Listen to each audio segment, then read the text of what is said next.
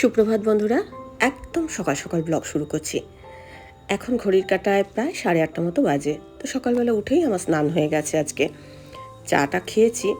আর আজকে মনে মনে ভেবেছি একটা ব্রেকফাস্টের রেসিপি তোমাদের সাথে শেয়ার করব। একদম ইজি রেসিপি। আমি ছাদে আসলে নটু আমার সঙ্গে সঙ্গে ছাদে আসে আর ছুটে ছুটে বেড়ায়, খেলাধুলা করে, দেখতে বেশ ভালো লাগে। কালকেই ছাদটা ঝাড় দিয়েছে আমার কর্তা, কিন্তু এত হাওয়া দিচ্ছে না, একদম নোংরা হয়ে আছে। বাগানে যদি 2-4টে বোগেনভিলিয়া গাছ থাকে না, তোমার মন ভালো হয়ে যাবে। এত সুন্দর সুন্দর কালার না, কি ভালো লাগে যে কি বলবো। আর কম বেশি দেখো সারা বছরই বোগেনভিলিয়া ফোটে। তো তোমাদের বাগানে যদি বোগেনভিলিয়া না থাকে 2-4টে লাগিও, খুব সুন্দর লাগবে, মন ভরে যাবে যখন ফুল ফুটবে। তা আজকে একটুখানি মেঘ মেঘও করে আছে, তোমাদের দেখাই আকাশটা। আমি তো কালকে আমসত্ত্ব দিয়েছি, মেঘ তো করে রয়েছে। জানি না, একদিনে তো আমসত্ত্ব শুকায় না। আজকে যদি বৃষ্টি হয় তাহলে একদম সব মাটি হয়ে গেল। তো দেখো গাছে তো রং বেরঙের অনেক ফুল ফুটেছে, আর একটা চিচিঙ্গাও ধরেছে। তো চলো এবার নিচে যাই, একটু চুল টুল আছড়াই, নিজে পরিপাটি হই। Good morning. ঘড়ির কাঁটায় এখন কটা বাজে? এখন 9:15 বাজে। তো ব্লগটা এই এখন থেকে শুরু করছি। আজকে ব্রেকফাস্টে একটা স্পেশাল করব, যেটা কিনা আমাদের রাষ্ট্রপতিরও খুব পছন্দের, বড় বড় সেলিব্রিটিদের খুব পছন্দের খাবার। আমি দাম দিয়ে মানুষ হোটেলে খেতে যায়, তো আমি আজকে সেই রেসিপি তোমাদের সাথে শেয়ার করব। 5 থেকে 10 মিনিট খুব বেশি হলে লাগবে, বেশি একটা কাটতে হবে না। গরমের একদম মানে খুব প্রিয় খাবার অনেকেরই আর কি। তো তোমরা কে কীভাবে খাও, আমি এর আগে বহুভাবে শেয়ার করেছি, কিন্তু আজকে আবার একটু অন্যভাবে শেয়ার করব। তো চল দিনটা স্টার্ট করি। আজকে হচ্ছে মঙ্গলবার। তো আমসত্ত্ব রোদে দিয়ে এলাম, স্নান একদম সকাল সকাল করে নিয়েছি, যে ব্রেকফাস্টটা তাড়াতাড়ি করে করে নেবো, তারপরে রান্নাবান্না কী করবো সেটা পরে দেখা যাবে, কিন্তু ব্রেকফাস্টটা তাড়াতাড়ি করে নেবো এই ভেবে। আর চল আগে সবার আগে কারি পাতা তুলে নিয়ে আসি। হ্যাঁ, কারি পাতা তুলে নিয়ে আসি বলতে তোমাদের হয়তো মনে হতে পারে যে আমার বাড়িতে কারি পাতা গাছ আছে। একদমই না, এটা হচ্ছে টুয়াদাদের গাছ কারি পাতা, আমার বাড়ির মানে একদম পাঁচিলের পাশেই। তো এখান থেকেই কারি পাতা নিয়ে নেবো। দেখো এগুলো হচ্ছে কারি পাতার ফল। পাম্পটাও চালিয়ে দেওয়া হয়েছে, ট্যাঙ্কে জল নেই। তা আমি এখন এই যে কারি পাতা তুলে নিয়ে যাচ্ছি। এই যে আমার বাড়ি থেকে হাত বাড়ালেই টুয়াদাদের গাছ থেকে পাওয়া যাবে। এখানে ঝিঙে গাছ হয়েছে ঠিকই, কিন্তু ঝিঙে ধরেনি। গাছটা কিন্তু খুব সুন্দর হয়েছে। পাম্প চলছে তো, পাম্পের আওয়াজ পাওয়া যাচ্ছে। তো চলো তাড়াতাড়ি করে ব্রেকফাস্টটা করে নিই। চলো বাবু আসো আমার সাথে সাথে। এই যে জানলা দিয়ে সোনা রোদের আলোটা পড়েছে, তা আমি কারি পাতা নিয়ে এবার চললাম উপরে। আলোটা দেখে বেশ ভালো লাগছে আমার। এই দেখো আজকে করব হচ্ছে পাখাল ভাত, যেটা কিনা উড়িষ্যা স্পেশাল। আমাদের রাষ্ট্রপতি দ্রৌপদী মুর্মুরও নাকি এই পাখাল ভাত খুব পছন্দের। তো এই দেখো 12 ঘন্টা ফার্মেন্টের পর যে ভাতটা, সেই ভাতটা দিয়ে আমি পাখাল ভাত করব। ভাতটা খুব ভালো করে চটকে নিয়েছি, সঙ্গে দিচ্ছি টক দই। দইটা একটু বুঝেই ব্যবহার করতে হবে, যেন খুব টক না হয়ে যায়। এর মধ্যে আমি নুন দিয়ে দিলাম। টক দই আর নুন খুব ভালো করে আমি এই ভাতের সাথে মাখিয়ে নেব। যদি মনে হয় যে টক দইটাকে আগে একটু ফেটিয়ে তারপরে মেশাবে, সেটাও করতে পারো। তা আমি দেখো এই ভাতের সঙ্গে টক দইটাকে মিশিয়ে নিচ্ছি। আচ্ছা, লাগবে হচ্ছে কিছু পেঁয়াজ কুচি, ধনে পাতা কুচি, তারপরে কাঁচা লঙ্কা কুচি, এগুলো লাগবে। আর কারি পাতা তো নিয়ে এলাম, তোমরা দেখেছ। পান্তা ভাত তো আমরা অনেকভাবেই খাই। এই পান্তা ভাতকে বিভিন্ন জায়গায় কিন্তু বিভিন্ন নামে বলা হয়।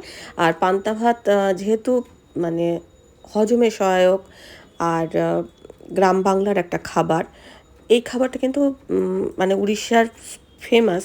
জগন্নাথ দেবের ভোগে দেওয়া হয়, তবে পেঁয়াজটা কিন্তু দেওয়া হয় না। তো বাকি যেরকমভাবে আমি করছি সেইভাবে করতে পারো। তবে খুব ইজিভাবে একটা ব্রেকফাস্ট তোমরা করতে পারো। ধরো এই গরমে আগের দিন ভাত রেখে দিলে, তার পরের দিন তুমি সকালবেলা চটপট এটা বানিয়ে নিতে পারবে। তো পান্তা ভাতের মধ্যে আমি সব কিছু আমি দিয়ে দিচ্ছি। কাঁচা লঙ্কা, ধনেপাতা, পেঁয়াজ কুচি এগুলো দিয়ে দিলাম, আর একটু কাঁচা সর্ষের তেলও দিলাম। এদিকে আমি 2-3টে আলু সেদ্ধ করে রেখেছি, আলুটাও একটু আমি মাখিয়ে নেব। এর সাথে আলুর চোখা খেতে খুব ভালো লাগে। বেশি পরিশ্রম করতে হলো না, বেশিক্ষণ উনুনের ধারে যেতে হলো না, একটা চটপট হেলদি ব্রেকফাস্ট বলতে পারো। তো আমি দেখো একটা প্যানেতে আর কি অল্প সর্ষের তেল দিয়েছি, তাতে শুকনো লঙ্কা ফোড়ন দিয়েছি।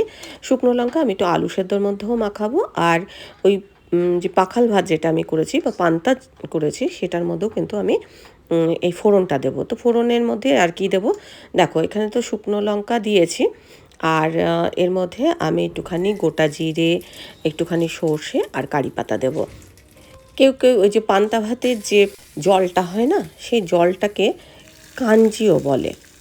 তো আমি ফোড়নটা দিয়ে দিলাম, আর এখন আলু সেদ্ধটা মাখিয়ে নিচ্ছি। সব কিছু ভালো করে ডলে যেমন আলু ভাতে মাখায় সেরকমভাবে মাখিয়ে নিচ্ছি। তো এই আলু সেদ্ধ আর পান্তা বা পাখাল ভাত বা কাঞ্জি ভাত, তোমরা যেটাই বলো না কেন, সেটাই হচ্ছে আমাদের আজকে ব্রেকফাস্ট। আসলে কালকে রাতে ভেবেছিলাম আমি ভাত খাবো, কিন্তু তারপরে আর ইচ্ছাও করেনি ভাত খেতে। তো সেই ভাত ছিল, তারপর ভাবলাম যে ভাতটা রেখে দিই জল ঢেলে, কালকে সকালেই ব্রেকফাস্ট করব, চটপট হয়েও যাবে। এটা কিন্তু উড়িষ্যার একটা জনপ্রিয় খাবার, আর এর সাথে শাক আরও অনেক কিছু থাকে, কিন্তু আমি জাস্ট একটা বেসিক রান্না আর কি তোমাদের সাথে শেয়ার করছি। ফোড়নটা এখন এই ভাতের সাথে খুব ভালো করে মিশিয়ে নিলাম। তো দেখো পাখাল ভাত একেবারে রেডি।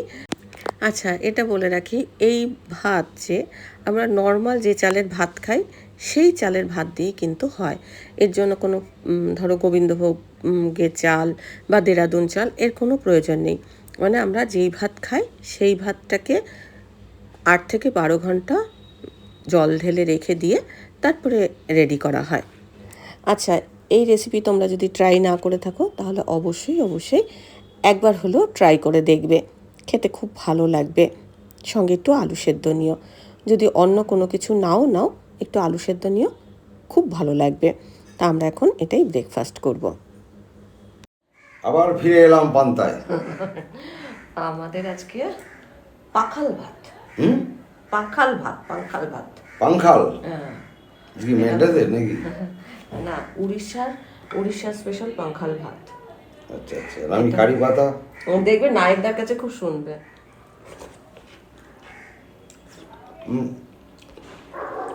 গরমের চামচ লাগবে, এগুলো চামচ লাগবে। গরমের পারফেক্ট খাবার। এমনকি মানে আমি তো এটাতে পেঁয়াজ দিয়েছি, জগন্নাথ দেবকেও কিন্তু এই পাংখাল ভাত দেয়, জানো তো, এই গরমে পেঁয়াজ ছাড়া আর কি। পেঁয়াজ ছাড়া।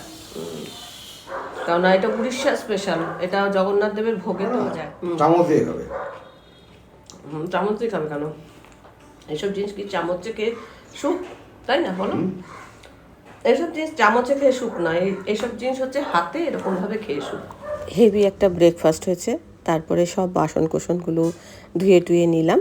এখন এই যে সব উপর করে রাখছি, আর মনে হচ্ছে বৃষ্টি নামবে, জানো তো।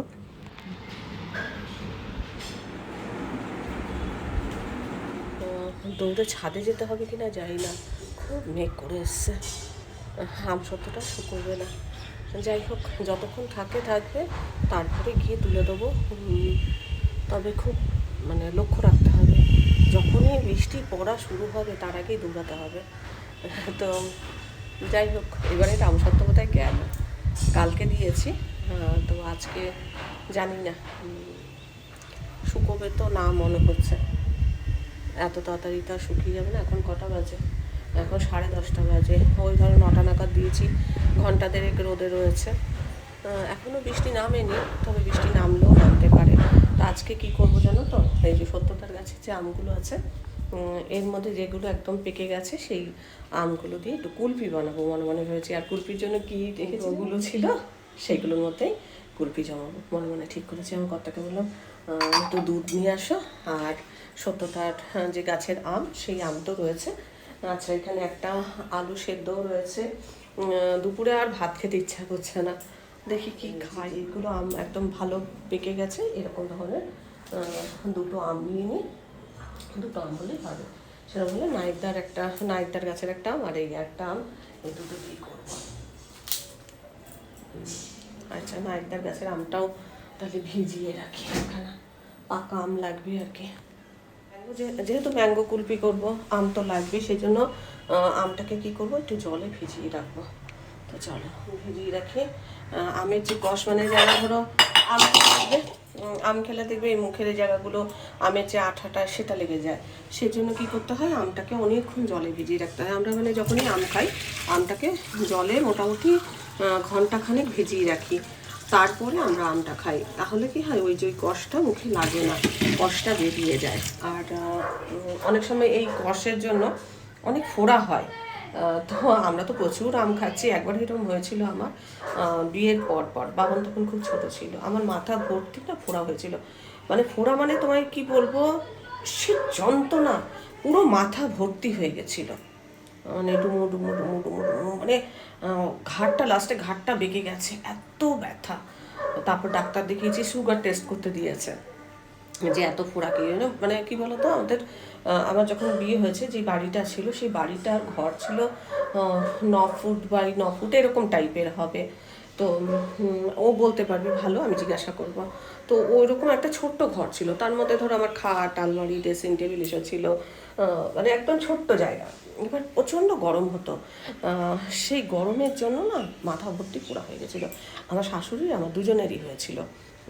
আর বাবানের ছোটোবেলা খুব ফোড়া হতো, যখন ফোড়া হয়েছিল আর কি, সেটা কিন্তু আম খাওয়ার জন্য হয়নি, ওটা গরমের জন্যই হয়েছিল। কি কারণে হয়েছিল আমি জানি না, কিন্তু মাথা ভরে ফোড়া হয়েছিল একবার। আমার সেরকম ফোড়া টোড়া মানে সেই অর্থে যে খুব হতো এরকম না। একবার ছোটোবেলায় একটা ফোড়া হয়েছিল, এই হাতে দাঁড়ো দেখাচ্ছি, এখানে দেখবে একটা দাগ আছে। এই ফোড়াটা আমার ছোটোবেলায় আর কি, আমার মার যে বাবা দাদু ছিল, তো উনি মানে ফোড়াটাকে কেটে দিয়েছিলেন। উনি হোমিওপ্যাথিক ডাক্তার ছিলেন, তো ওই ফোড়াটাকে কেটে দিয়ে, তো হাতে দাগ, মানে 3টে মুখ হয়ে গেছিলো ফোড়াটার। দেখাচ্ছি দাঁড়াও, এই দেখো, এই যে এই জায়গাটা, তো 3টে মুখ হয়েছিল। সেই দাগ আমার এখনও মেলায়নি, এটাকে অপারেশন করতে হয়েছিল। ওরা মানে 1টা 2টো 3টে এরকম। যাই হোক, আমার কর্তাকে বাজারে পাঠিয়েছি, বললাম যে ম্যাঙ্গো কুলফি ভাজা। আবার রোদ উঠেছে, আমি আর ভাবছিলাম যে আমসত্ত্বটা গিয়ে তুলতে হবে নাকি। দেখো আবার রোদও উঠেছে, তবে বৃষ্টিও হবে, মানে আজকে মনে হচ্ছে হবে, যে হারে গরম পড়েছে না, একটু বৃষ্টি হওয়াটা দরকার। তবে আমার আমসত্ত্বটা শুকিয়ে যাক, তারপরে বৃষ্টি যেন হয়, না হলে আমার কী পরিশ্রম বলো। এর আগে ব্লগে যিনি একজন লিখেছে যে আপনার পরিশ্রমের জন্য আমি আপনাকে সাবস্ক্রাইব করলাম। যাই হোক, এটা মানে যেন ভালো লাগছে যে আমার পরিশ্রমটা দেখে ওনার ভালো লেগেছে এবং উনি সাবস্ক্রাইব করেছেন। তো যাই হোক, যে মানে নামটা আমি এক্ষুনি, মানে রেগুলার তো কমেন্ট করেন না, সেই জন্য নামটা বলতে পারছি না, খালি ভয় লাগছে বৃষ্টি না নামে। নিয়ে চললাম, 12টা বাজলো, বৃষ্টি শুরু হয়ে গেছে, জোরেই বৃষ্টি পড়ছে। তো এরকম দুধ নিয়ে আসছে। আজকে দুপুরে ভাত খাবো না, মানে পেট যথেষ্ট ভরে আছে। তো আমি এখন বানাবো হচ্ছে কুলফি। তো কুলফির জন্য তো সবার আগে কী করবো, এই দুধটাকে ফুটিয়ে ঘন করে নেবো, কেননা যেহেতু কুলফি করবো, একদম ঘন যদি দুধ হয় তাহলে খেতে ভালো লাগবে। তো দুধটাকে ফুটিয়ে সবাইকে ঘন করে নিই। সসপ্যানটাতে আজকে দুধটা জাল দিচ্ছি। দুধ জাল দেওয়ার আগে কী করতে হবে, অল্প একটু জল দিয়ে তারপরে দুধটা চাপাতে হবে। তার কারণ হচ্ছে না হলে না দুধটা তলে কামড়ে ধরবে, সেজন্য অল্প জল দিয়েছি, একটু বেশি হচ্ছে আর একটু কম।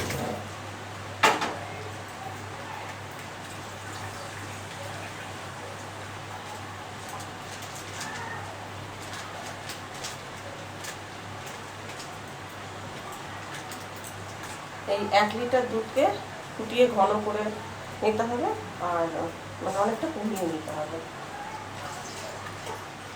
একটুখানি দুধ আমি রেখে দেবো, চা হবে, একটু চা করবো। চাই খাবো।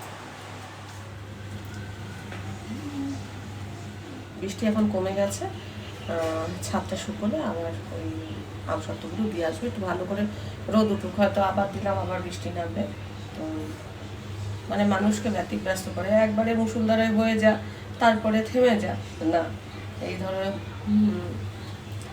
জিনিসপত্র তুলতে গেলাম দৌড়ে দৌড়ে, আবার দিতে গেলাম, তো এটা ব্যতিব্যস্ত নয়। তো দেখো দুধটা এখন ক্রমাগত নাড়তে নাড়তে এটা যাতে ওই সর না পড়ে এরকমভাবে নেড়ে নেড়ে এটাকে ঘন করে নিতে হবে।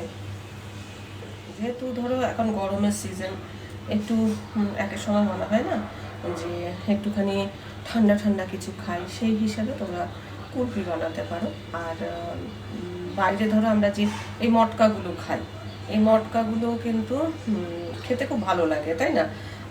আর বাইরের ওগুলো ধরো একটুখানি কি বলবো, হাইজিন মেনটেন করে না। সেখানে আমরা নিজেরা বাড়িতে করলে সেটা হাইজিন মেনটেন করে করতে পারি, বা যতটা সম্ভব আমরা টেস্টি করবার চেষ্টা করি, তাই না? ধরো এরকম করে তোমরা ফ্রিজে রেখে দিতে পারো, কেউ এলো তোমরা তোমার তৈরি কুলফি নিয়ে খাওয়াতে পারো। আজকে তো আমি শেয়ার করছি, যদি তোমরা কেউ বানাও অবশ্যই কমেন্ট বক্সে কমেন্ট করে জানাবে যে হ্যাঁ দিদি আমরাও বানিয়েছি। যাই হোক, একটু ডেকোরেশনের জন্য অনেক কিছু থাকলে ভালো হয়, কিন্তু আমার কাছে এই মুহূর্তে সেই সব কিছু নেই।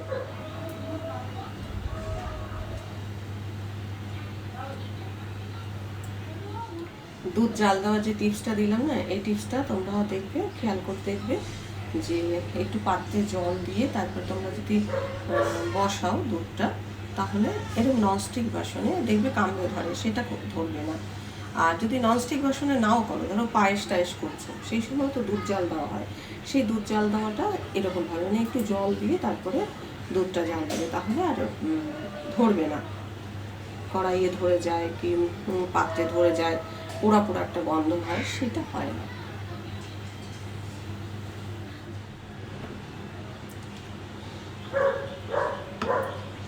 একটু দুধ তুলে রাখলাম, কেন তুললাম পরে দেখাবো। একদিকে দুধটা চাপিয়ে দিয়েছি, আর এখন আমগুলো কেটে নিয়েছি, আমের পাল্পটা বের করে নিয়েছি, এটার পেস্ট করে নিতে হবে।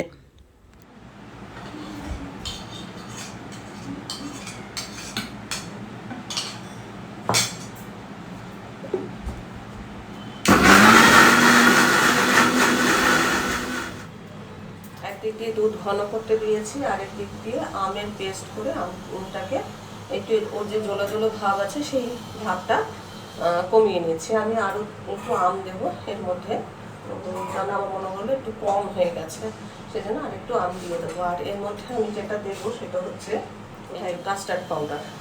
কাস্টার্ড পাউডারটা দুধ গুলে রেখে, মানে দুধ আমি একটু ফুটিয়ে রেখেছি, এটা ঠান্ডা করে ঠান্ডা হয়ে গেছে। ঠান্ডা হওয়ার পর কাস্টার্ড পাউডারটা মেশাতে হবে, না হলে না কাস্টার্ড পাউডার মানে দলা দলা হয়ে যায়। সেই জন্য এটার মধ্যে দিলে কী হবে, কুলফিটা ভালো হবে।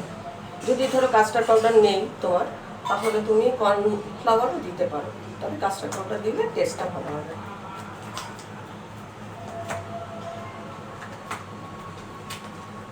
আর আমটা ধরো এমনি পাল্প বের করে দুধের সাথে মিশিয়ে নিতে পারো, কিন্তু যদি ফুটিয়ে নেওয়া হয় তাহলে ওই যে আমের যে জলো জলো ভাব সেটা তো কমে যাবে, এবং ধরো আমের যে একটা সুন্দর ফ্লেভার সেটা কিন্তু বেরিয়ে যাচ্ছে। যেমন আমসত্ত্বর একটা গন্ধ হয় না, দেখবে আমটা ফোটানোর পর, পাকা আম ফোটানোর পর ওই আমসত্ত্ব একটা গন্ধ হয়, সেই গন্ধটা কুলফির মধ্যে আসবে, তাহলে খেতে ভালো লাগবে, সব মিলিয়ে ভালো লাগবে। আর এই যে আমি কাস্টার্ড পাউডার এখন দিয়ে দিচ্ছি, গুলে নিচ্ছি। একদিন তোমাদের সাথে কাস্টার্ডও শেয়ার করবো, তবে এখানে কাস্টার্ড যেরকম ঘন ঘন হয়, এটা কিন্তু সেরকম ঘন ঘন হবে না, একটু পাতলা পাতলা হবে। মানে দুধের মধ্যে কাস্টার্ড পাউডার যেটা মেশাবে সেটা কম, বেশি না, অল্প পরিমাণে মেশাবে। আর দুধের সর করতে দেবে না, সর যতটা সম্ভব ভেঙে দেওয়ার চেষ্টা করবে, তাহলে একটু ক্রিম ক্রিম মতো হবে।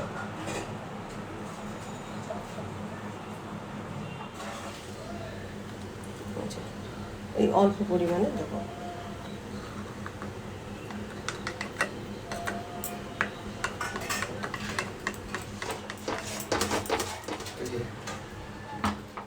একদিকে আম ফুটিয়ে নিয়েছি আর একদিক দিয়ে দুধটাও ফুটিয়ে ঘন করে নিয়েছি, দুটোই ঘন করেছি। আমের মধ্যে একটু চিনি মেশাবো, দুধের মধ্যেও একটু চিনি মেশাবো। মিষ্টিটা তোমরা বুঝে একটু টেস্ট করে করে নেবে, আর একটু বেশি মিষ্টি রাখার চেষ্টা করবে, না হলে যদি কম মিষ্টি হয় না, কুলফি জাতীয় জিনিস এগুলো খেতে খুব একটা ভালো লাগে না। সেই জন্য একটু মিষ্টিটার পরিমাণ বেশি রাখার চেষ্টা করবে।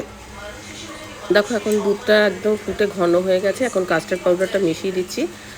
এক হাতে কাস্টার্ড পাউডারটা ঢালছি আর এক হাতে আর কি ওই স্প্যাচুলা দিয়ে মিশিয়ে নেব, কেননা যদি এটা ভালোভাবে মেশানো না হয় তাহলে দলা দলা হয়ে যাবে, এইভাবে মেশাবে। আর এখন দুধের মধ্যেও আমি একটু চিনি মিশিয়ে নেব, আর এটা খুব বেশি ঘন করব না, এখন যেরকম ঘন আছে এরকমভাবেই রাখবো। এবার দুধও ঠান্ডা করব, আমের পাল্পটাও ঠান্ডা করব, দুটো ঠান্ডা করার পর তারপরে আমার আবার কাজ। এবার দেখো দুধটা ঠান্ডা হয়ে গেছে, দুধটা আমি একটা পাত্রে নিয়ে নিচ্ছি। তার মধ্যে আমের যে পাল্পটা আমি তৈরি করে রেখেছি সেই পাল্পটা দিয়ে দিচ্ছি। এগুলো কিন্তু সবই ঠান্ডা হয়ে গেছে, ঠান্ডা হওয়ার পর মেশাবে, নাহলে দুধটা কেটে যেতে পারে। আর হুইস্কের সাহায্যেও মেশাতে পারো, আবার হাতার সাহায্যেও মেশাতে পারো, যেটা তোমার সুবিধা। আর কিছু আমের কুচি করে রেখেছি আমি, এর মধ্যে মিশিয়ে নেব। দুটো মেশানোর পর একটু টেস্ট করে দেখবে, যদি মনে হয় একটু চিনির প্রয়োজন, এই সময় একটু গুঁড়ো চিনি মিশিয়ে নিতে পারো। আর আমের পাল্পটা ভালো করে মিশিয়ে নেবে। এখানে কোনো ফুড কালার দেওয়া নেই, কিচ্ছু না। আর আমের কুচিও এর মধ্যে দিয়ে দিলাম, যাতে মুখের মধ্যে আমের কুচিগুলো পড়লে খেতে ভালো লাগবে। তো সব একসঙ্গে মিশিয়ে নিয়ে এবারে আমি কুলফির মোল্ডগুলোতে ভরবো। বাড়িতে করা জিনিসের এই একটা সুবিধা যে এতে আমরা জানি কি কি মেশাচ্ছি না মেশাচ্ছি। তো দেখো এই মোল্ডগুলোর মধ্যে এখন আমি এক এক করে ভরে দেব, তারপরে আমি ডিপ ফ্রিজে রাখবো। এই যে ছোট ছোট আমের কুচিগুলো যখন মুখে পড়বে খেতে কিন্তু খুব ভালো লাগবে। আচ্ছা, সব মোল্ডগুলোতে ভরে নেব, আর এগুলো এখন চাপা দিয়ে আমি ডিপ ফ্রিজে রাখবো।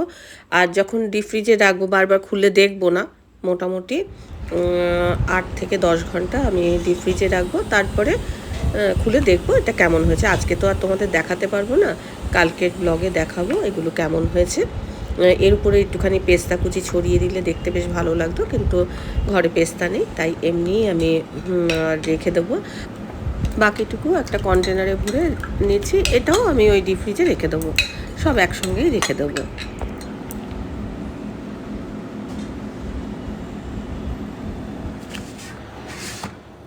এই হচ্ছে কুলফি আইসক্রিম।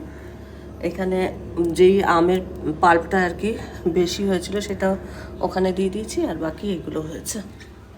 ওটা 2:35 বাজে, তো আজকে আমরা লাঞ্চ কিছু করিনি, ব্রেকফাস্টটা হেভি হয়ে গেছে, তো তাই লাঞ্চ আর করলাম না। বিকেলবেলা চা একটু মুড়ি টুড়ি এসব খাবো, কেননা পেট ভরা ভরাই রয়েছে, যার জন্য আর খেলাম না। আর নটুকে ডগ ফুডস খাইয়ে দেওয়া হয়েছে। আর এত গরম, মানে ব্লাউজ একদম চকচকে ভিজে গেছে। তারপরে মানে একটু রেস্ট নিয়েছি, মানে এত ঘাম হচ্ছে কি বলবো। ছাদে তো আমসত্ত্ব রয়েছে, আজকে এসি চালিয়ে শুতে পারবো না, কারণ একবার বৃষ্টি হয়ে গেছে, আবারও বৃষ্টি নামতে পারে। সেই জন্য এসি চালালে কি হবে, দরজা জানলা বন্ধ থাকবে, বুঝতে পারবো না।